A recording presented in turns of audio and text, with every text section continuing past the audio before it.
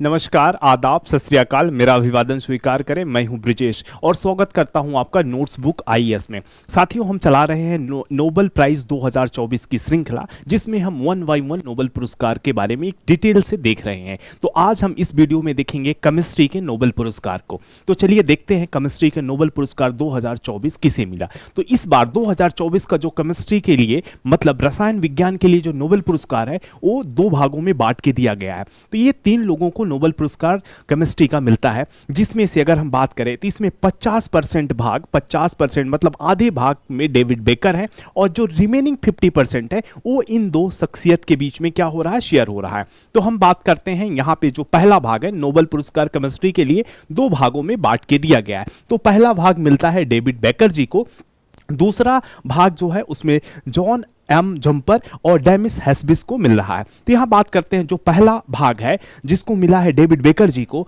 ये किस लिए मिला है? तो इनको मिला है कंप्यूटेशनल प्रोटीन डिजाइन के लिए। तो इन्होंने क्या किया है, एक प्रोटीन का एक नया डिजाइन बनाया है जो कि कंप्यूटेशनल बेस्ड है, एआई बेस्ड है। मतलब जो नेचुरल, अगर बात करें जो नेचुरल प्रोटीन का मॉडल है वह इससे अलग है। और अगर दूसरे भाग में देखें तो दूसरे भाग में ये दोनों लोग जो कि यूएसए से हैं, जॉन एम हम्पर और डेमिस हेस्बिस, ये दोनों लोगों ने प्रोटीन के स्ट्रक्चर बनाने में, एक तरीके से प्रोटीन के स्ट्रक्चर को प्रेडिक्शन करने के लिए इनको मिला है। तो ये दोनों लोग मिलकर प्रोटीन के स्ट्रक्चर को क्या किए हैं, एक तरीके से उसका प्रेडिक्शन किए हैं। अब प्रोटीन के स्ट्रक्चर के प्रेडिक्शन के कारण इनको प्राप्त होता है। 2024 का नोबेल पुरस्कार। चलिए कुछ और बातों को हम समझ लेते हैं इसके साथ।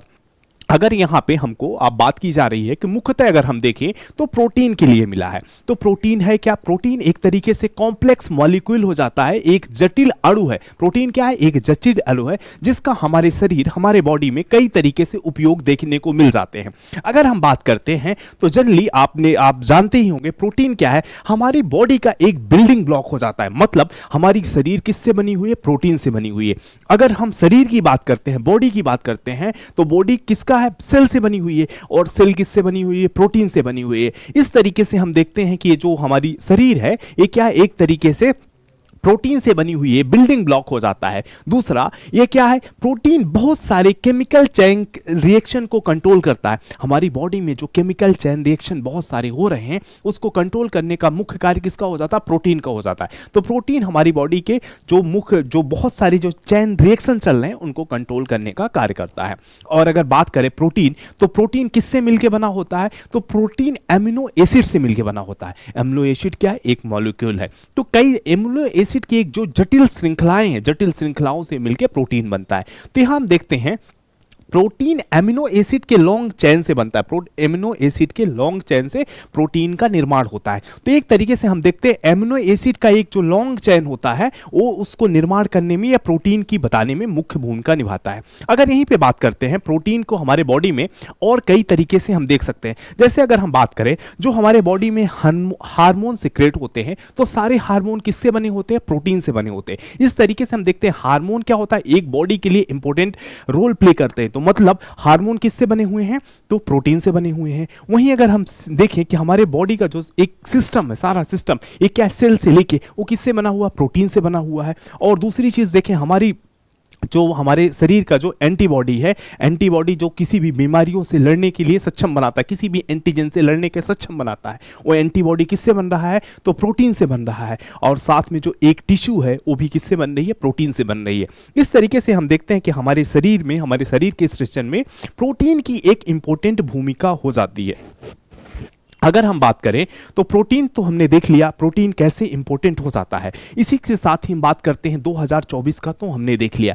अब साथ ही अगर आपने प्रीवियस प्रश्नों को देखा हो, चाहे यूपीएससी या किसी भी स्टेट पीसीएस में, वहां ना केवल इस वर्ष के नोबेल पुरस्कार के बारे में प्रश्न आ जाते हैं, बल्कि उससे रिलेटेड पिछले वर्षों के प्रश्नों को भी पूछा जाता है। तो हमको कभी भी जब हम नोबेल प्राइज प्रिपेयर कर रहे हो तो हम कम से कम जो करंट ईयर है इस ईयर का और साथ साथ प्रीवियस ईयर के नोबेल प्राइज को भी हमको समझना चाहिए। तो इसी श्रृंखला में हम हर नोबेल पुरस्कार में जो 2023 में भी प्राप्त हुए हैं उनकी भी बात करते हैं। तो अगर हम बात करें 2023 तो देखेंगे ही। अगर इस बार की बात करें तो हमने बात किया है भी कि जो प्रोटीन का कंप्यूटेशनल डिजाइन, एक तरीके से हम बात करें जो डेविड बेकर जी को लिया है, इन्होंने अलग क्या किया इसकी जगह हम बात करते हैं तो इन्होंने कंप्यूटेशनल प्रोटीन डिजाइन बनाया। कंप्यूटेशनल प्रोटीन डिजाइन जो है, अगर ये बात करें तो एक जो नेचुरल प्रोटीन होता है, नेचुरल जो प्रोटीन होता है उससे डिफरेंट है। मतलब एक क्या करे, एक अलग से computational based AI based protein बनाए हैं। अगर आपको पता है कि प्रोटीन का कार्य क्या होता है हमारी बॉडी में, हमारी जो शरीर है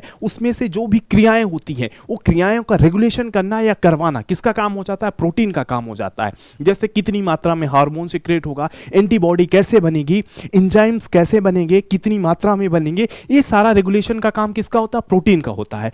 और अगर हम कोई स्पेसिफिक प्रोटीन बनाते हैं और उस स्पेसिफिक प्रोटीन से पर्टिकुलर काम कराते हैं तो ये क्या हो जाता है, ये बहुत बड़ा एक आगे हमारे हेल्थ के लिए इंपॉर्टेंट कदम माना जा रहा है। इसीलिए इन्होंने क्या किया, एक कंप्यूटेशनल प्रोटीन डिजाइन किया है जो किसके बेस पे है, एक नया प्रोटीन है जो नेचुरल प्रोटीन अवेलेबल है उससे अलग। ये क्या है, इसके कार्यों को हम अलग से डिजाइन कर लेते हैं। वहीं अगर हम इन दोनों लोगों को देखते हैं, ये दोनों लोग की बात करें तो ये प्रोटीन के स्ट्रक्चर के प्रेडिक्शन के लिए, प्रोटीन के स्ट्रक्चर के प्रेडिक्शन के लिए इन्होंने मेथड डेवलप किया है।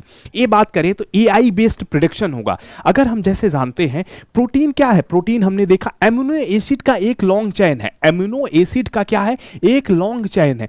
अब इस एमिनो एसिड के लॉन्ग चेन को आइडेंटिफाई करना कि कौन सा प्रोटीन स्ट्रक्चर बन रहा है और उस प्रोटीन स्ट्रक्चर का हमारी बॉडी में रोल क्या हो जाता है, ये बहुत इंपॉर्टेंट है। और इसका उस प्रोटीन स्ट्रक्चर को समझना, आइडेंटिफाई करना एक मुश्किल काम हो जाता है। अगर इसके माध्यम से हम क्या करते हैं, एमिनो एसिड के जो हम प्रोटीन का स्ट्रक्चर बन रहा है इस स्ट्रक्चर का हम प्रेडिक्शन कर सकते हैं, और यह एक जटिल कार्य है। इसके लिए इन्होंने एआई बेस्ड एक मॉडल बनाया है। ये एआई बेस्ड जो मॉडल है ये प्रोटीन के स्ट्रक्चर को प्रेडिक्शन करने की अहम भूमिका होता है। इसमें मतलब हम बात करें कि जो प्रोटीन के स्ट्रक्चर होता है उसको वो प्रेडिक्शन कर सकता है। अगर हम यहां प्रोटीन के स्ट्रक्चर को प्रेडिक्शन करने का मतलब हम ये समझ सकते हैं कि इसका रोल क्या होगा, और अगर उस पर्टिकुलर रोल में कोई प्रॉब्लम हो रही है तो उसको भी हम देख सकते हैं, उसको हम आइडेंटिफाई कर सकते हैं और उसको करेक्ट कर सकते हैं। तो ये इसकी महत्वपूर्ण भूमिका हो जाती है। तो ध्यान रखना है, अगर हम बात करें डेविड बेकर ने कंप्यूटेशनल प्रोटीन डिजाइन बनाया, मतलब एक न्यू प्रोटीन का स्ट्रक्चर बनाया है जो नेचुरल प्रोटीन स्ट्रक्चर से डिफरेंट होता है। वहीं अगर हम बात करते हैं जम्पर और डेमिस हैस्बिस ने एक new prediction technology, prediction method जो एआई बेस्ड मेथड है जिससे हम प्रोटीन के स्ट्रक्चर को आइडेंटिफाई कर सकते हैं, प्रेडिक्शन कर सकते हैं, क्योंकि प्रोटीन का जो निर्माण होता है एमिनो एसिड के लॉन्ग चेन से होता है।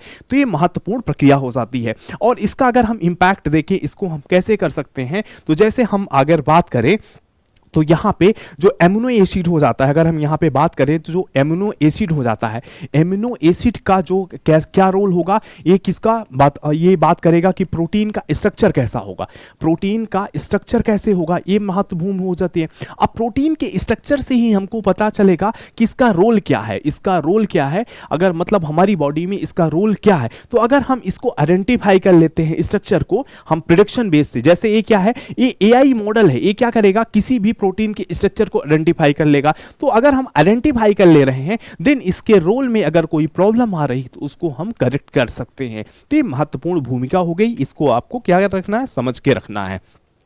और बात करें कि जो हमारा प्रोटीन होता है, तो हमने बात किया ही कि हमारे बॉडी की जो एंटीबॉडीज होती हैं, एंटीबॉडीज बनाने में क्या करता है, मदद करता है। हमारी शरीर की एंटीबॉडीज बनती है। हमारे शरीर में बनने वाले जो डिफरेंट एंजाइम है, एंजाइम आपको पता है हमारी बॉडी के एक कैटलिस्ट के रूप में भूमिका निभाते हैं। हमारी जो चैन रिएक्शन है बॉडी की, जो अपनी भूमिका है उसको उत्तेजित करने का काम करते हैं।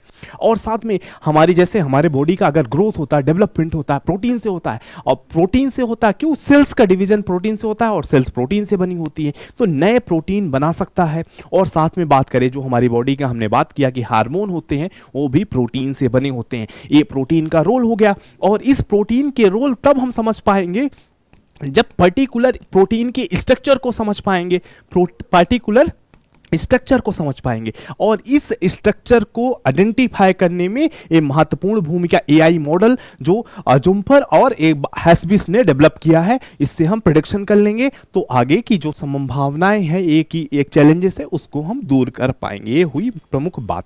हमने बात किया था कि 2024 का नोबेल पुरस्कार तो इंपॉर्टेंट है ही है, इसमें तो कोई शक नहीं, बट 2023 के भी नोबेल पुरस्कार को हमको ध्यान रखना होगा। तो हम देख लेते हैं 2023 से ध्यान 2023 का केमिस्ट्री का नोबेल पुरस्कार किन्हें मिला। तो हम यहां पे देखते हैं मूंजी बवेंडी, लुइस ई ब्रूस और एलेक्सी आई एकिमोव को 2023 का केमिस्ट्री का नोबेल पुरस्कार दिया गया। अब बात आती है इनके किस कार्य के लिए मिला है, तो for the discovery of synthesis of quantum dot. तो क्वांटम डॉट की जो सिंथेसिस थ्योरी है इसको इसके आइडेंटिफिकेशन के लिए इसके लिए इनको 2023 का नोबेल पुरस्कार मिला। फिर से देख लेते हैं मूंजी बवेंडी, लुइस ई ब्रूस, एलेक्सी आई एकिमोव को 2023 का केमिस्ट्री का नोबेल पुरस्कार मिला है। अब चलिए इससे संबंधित कुछ और केमिस्ट्री के नोबेल पुरस्कार से संबंधित कुछ और बातों को देख लेते हैं। अगर बात करें कि जैसा आपको पता है 1901 से नोबेल पुरस्कार देना प्रारंभ हुआ, 1900 में नोबेल कमेटी बनी और उसके आधार पर पहला पुरस्कार 1901 से देना प्रारंभ हुआ। तो अगर हम बात करें 1901 से अब तक 197 मतलब 197 लोगों को केमिस्ट्री का नोबेल पुरस्कार दिया गया। वहीं अगर हम बात करें कि ऐसे व्यक्ति जिसको 2 बार केमिस्ट्री का नोबेल पुरस्कार मिलता है तो ये लोग हो जाते हैं कौन, फ्रेडरिक सेंगर, ये हो गए फ्रेडरिक सेंगर और ये हो गए बैरी शार्पलेस और फ्रेडरिक सेंगर को अब तक की बात करें तो केमिस्ट्री में 2 बार नोबेल पुरस्कार दिया गया है। एक इंपॉर्टेंट चीज आपको याद रखना है। आगे बढ़ते हैं और केमिस्ट्री के नोबेल पुरस्कार से संबंधित कुछ महत्वपूर्ण बातों को और देख सकते हैं।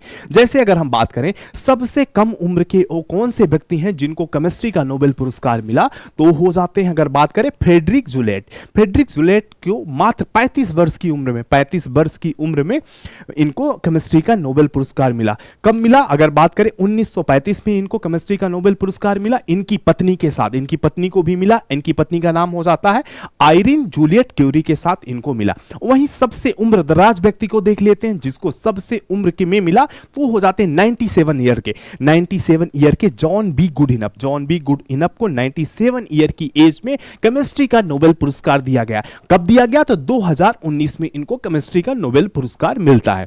आगे और कुछ बातों को समझ लेते हैं। तो अब देखें कि अब तक केमिस्ट्री में कितनी महिलाओं को नोबेल पुरस्कार मिलता है, तो ये प्रमुख महिलाएं हो जाती हैं जिनको अब तक केमिस्ट्री का नोबेल पुरस्कार मिला है। इसमें सबसे पहले हम देख लेते हैं आयरीन जूलियट क्यूरी, डोरथीस हॉडगिन, आद्या एयोनाथ और फ्रेडरिक एच आर्नोल्ड हो जाते हैं। साथ में फेमिलिस कैरपेंटर, जेनिफर डूदा और कैरोलिन ई ब्रजो, इतनी महिलाएं हैं जिनको अब तक केमिस्ट्री का नोबेल पुरस्कार मिल चुका है। चलिए आगे देखते हैं और कुछ महत्वपूर्ण प्रश्नों को देख लेते हैं जो आपके एग्जाम के लिए इंपॉर्टेंट हो जाता है। तो चलिए पहला प्रश्न देख लेते हैं, आप सबको भी कमेंट के माध्यम से जवाब देना है। Protein are known as, protein को किस रूप में जाना जाता है, तो ऑप्शंस देख लेते हैं। Energy source of the body, building block of the body, primary defence mechanism, genetic carriage of the traits. तो हम यहां पे देख रहे हैं प्रोटीन को किस रूप में जानते हैं, तो हमने पहले ही कहा प्रोटीन क्या होता है, protein building block of the body होता है, मतलब यह जीवन के निर्माण का एक खंड होता है। तो इस प्रश्न का सही जवाब हो जाता है ऑप्शन बी।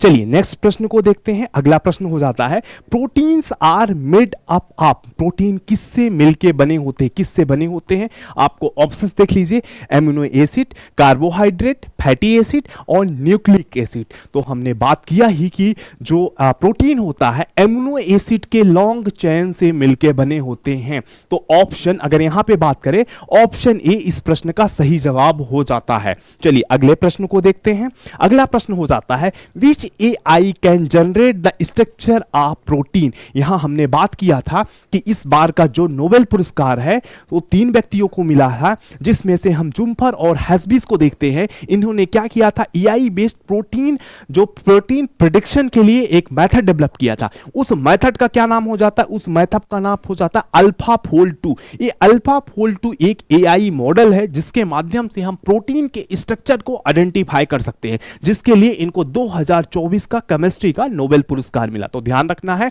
इस एआई मॉडल का क्या नाम हो जाता है, अल्फाफोल्ड 2। चलिए अगले प्रश्न को देख लेते हैं। अगला प्रश्न हो जाता है 2024 में केमिस्ट्री का नोबेल पुरस्कार किसे दिया गया? तो इसका तो हमने यहाँ अभी तक डिस्कस किया ही, किसे दिया गया ध्यान रखना है आपको, बताइए। डेविड बेकर, जिसको 50% भाग मिला है, और जो 50% भाग दो लोगों के बीच में शेयर किया गया है वो जॉन एम जुम्पर और डेसमिस हैस्बिस हो सकते हैं। इस तरीके से ऑप्शन ए इस प्रश्न का सही जवाब होगा। अगले प्रश्न की ओर बढ़ते हैं। चलिए, इतने ही प्रश्न थे, तो हम इन प्रश्नों के माध्यम से आपके लिए इंपॉर्टेंट क्वेश्चन की प्रैक्टिस भी हो गई, और ये सेशन आपके लिए आशा करता हूं बहुत हेल्पफुल होगा। और अगर अब तक और जो नोबेल पुरस्कार के सेशन नहीं देखे हैं तो जरूर देखिए। इस सेशन के लिए आपको बहुत बहुत धन्यवाद। Thank you so much. जय हिंद, जय भारत। मिलते हैं नेक्स्ट वीडियो में।